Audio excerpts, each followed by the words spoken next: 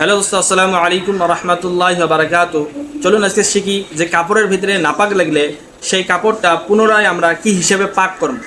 তো এই জায়গার ভিতরে আমরা জানি যে কাপড় পাক করার তরিকার ভিতরে নাপাক হবা লেগছে দুই প্রকার।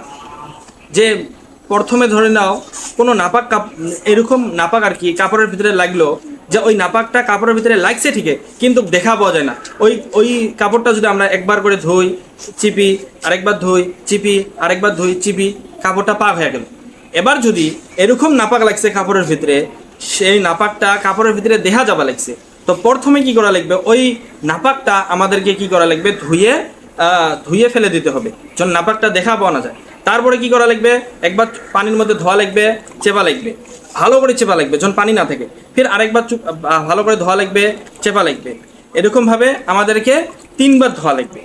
তো এইবার দেখো যে কারো বাড়িতে হয়তো 3টে বালতি থাকতে না পারে, একটা বালতি যদি থাকে তাহলে আমরা কি হিসেবে নাপাক কাপড় কর্ম। তো এইবার দেখো যে একটা বালতি থাকলে কি হিসেবে পাক করতে হবে। তো আমি দেখে দেই ভালো করে।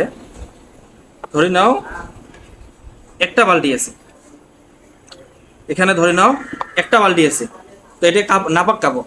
তো প্রথমে আমি এখানে ধুলাম, ধোয়ার পরে এই পানিগুলো কি করা লাগবে, ফেলে দেওয়া লাগবে। এই পানিগুলো ফেলে দিলাম, ধোয়ার পরে এই বালতিটা একটু হালকা ধুয়ে নিতে হবে। ধুয়ে নিলাম, নেওয়ার পরে আবার এখানে পানি দিলাম, ধোয়ার পরে আরেকবার ধুলাম, ধুয়ে চিপলাম, চেপার পরে এই পানিগুলো ফেলে দেওয়া লাগবে। ফেলে দিলাম, দেওয়ার পরে এটা আরেকবার ধুয়ে নিলাম, নেওয়ার পরে আবার ওখানে পানি দিলাম, দেওয়ার পরে চিপলাম। তো এরকম ভাবে একটা বালতি যদি থাকে, তো এইরকম ভাবে আমাদেরকে কাপড় পাক করতে হবে। এটা হলো সহি ও শুদ্ধ নিয়ম কাপড় পাক করা।